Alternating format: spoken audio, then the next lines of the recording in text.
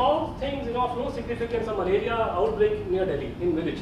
Even CIA is concerned with that thing. So Indian intelligence is also like that. Every small and big thing is covered. In fact, I've got a huge thing to show you in fact time. How we went after people. I mean, you look like Nixon looked like a novice compared to what we did. How we snooped about people, how we did all these wiretapping and whatnot. He was caught. They could not even plant a bug in Watergate. Indians did perfection for 20, 30 odd years. So when you put everything together, the government stand is very negative, and that's what reflecting in social media. Because if you try to give people a false narrative, which nobody believed, in the privacy of their homes, even people who are otherwise staunch supporters of Congress Party, people who work in intelligence, I've spoken to people at the highest level, post-retirement ministers and all that. Privately, everybody agrees. He said that the problems, we bring the whole thing out, the problem, and same as yours, that 9/11. You want the Saudi team to come out, and there are a lot of complications. The things are not, very tough. Even today, I happened to speak with George Fernandez, who was India's defense minister.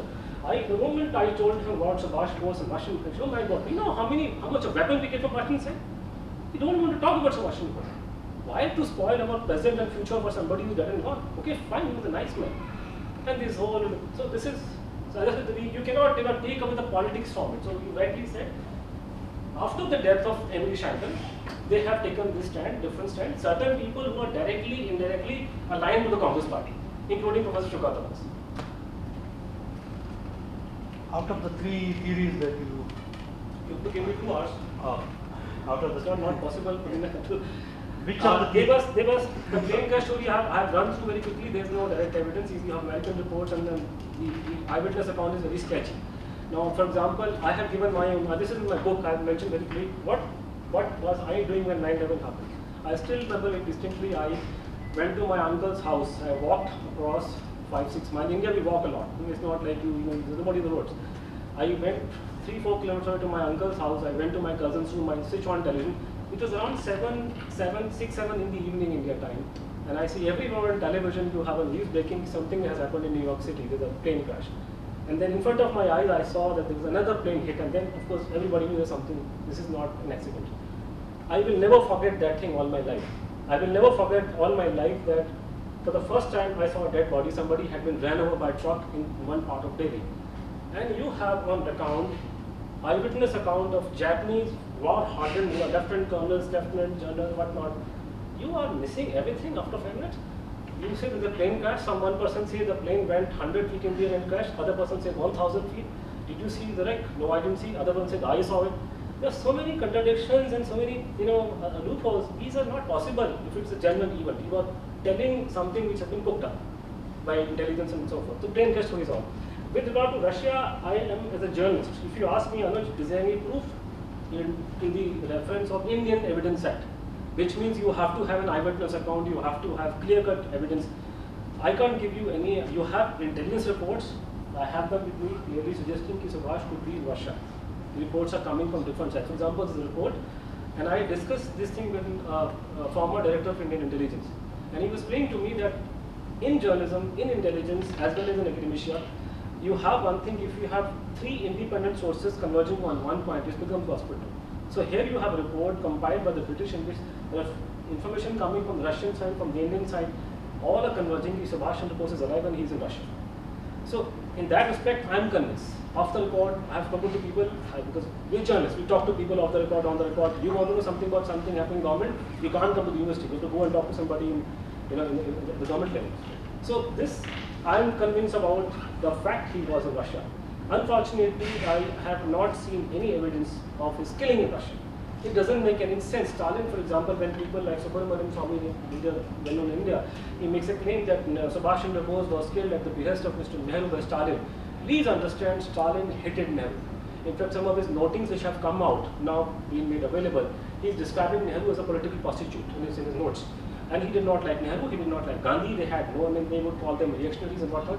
Subhash Chandra Bose, on the other hand, because in Indians, we have to see this thing. I am a pakka anti-communist, we don't like communist rhetoric, but you have to see from a perspective. In those days, India was fighting for its freedom struggle.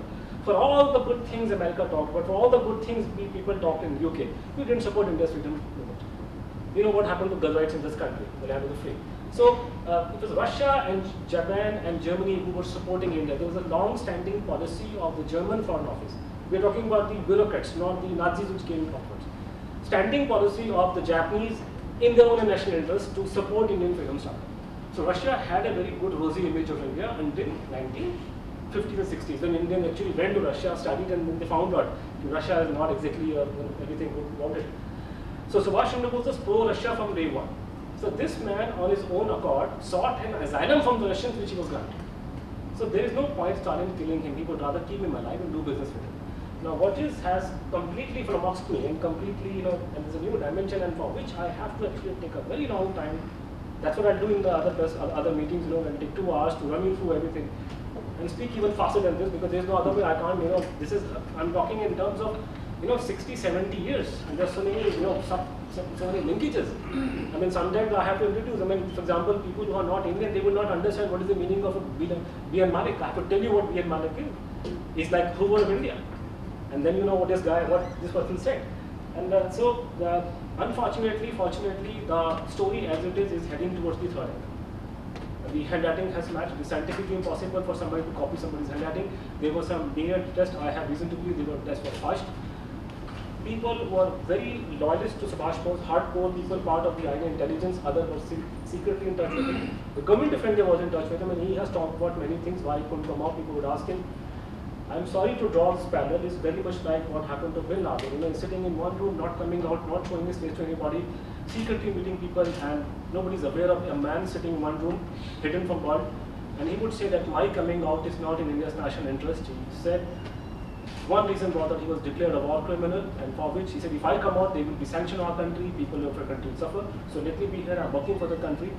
So that sort of a thing. So it's a lot of international thing. He said that after Second World War, he had done something with Russia.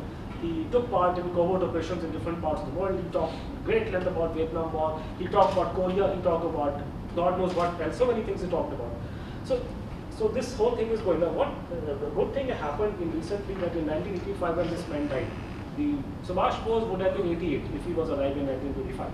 Morarji Desai was elder to Subhash Bose by 1 year. He became India's Prime Minister in 1977. So in 85 when this man died, for the first time, there was, of course, Rakhar Singh, that part of India in Faizabad, where he was last seen, and people went inside the room. When they opened the room, they find nothing but books.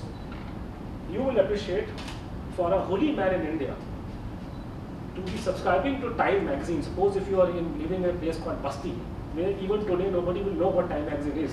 He buys it as a matter of inquiry. Police will go after that man. What kind of a holy man would read Time magazine, smoke cigars, and he would Charles Dickens' entire collection, P.G. Woodhouse, he's reading Britannica, Encyclopedia, everything under sun, he's reading, he's well versed in everything, he's reading everything, he's very clear about so many things.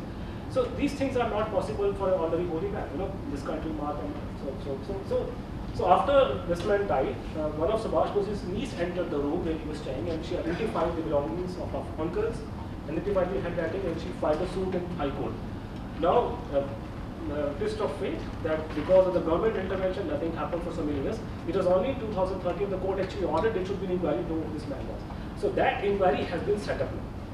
So we are expecting in the next 1-2 years an inquiry will happen. It will not be on the same scale as your country, because still in India, most people are not even willing, they are not even open to the idea. Because so many years, I mean, a man presumed dead in that time. My grandfather was in the Second World War time, should be alive until 85, absolutely mind-boggling. So, but we're expecting a lot to come out. So, in some other place and time, I would have given you. But again, there are materials left behind from this sadhu. So there can be a DNA test. There can be a DNA test, but provided the government of India. See, I have samples I can show you. The problem is not the DNA testing. In India, you can give people money, and they can give you report whatever you like. No, I mean that. So the test has to happen. I've been saying it has to happen either in this country or India. We don't trust Indian labs. It's a highly politicized issue. The government of India is not willing to tell the truth about Subhash Bose. It's going to hurt them politically. Okay, with that, let us thank Anup once again.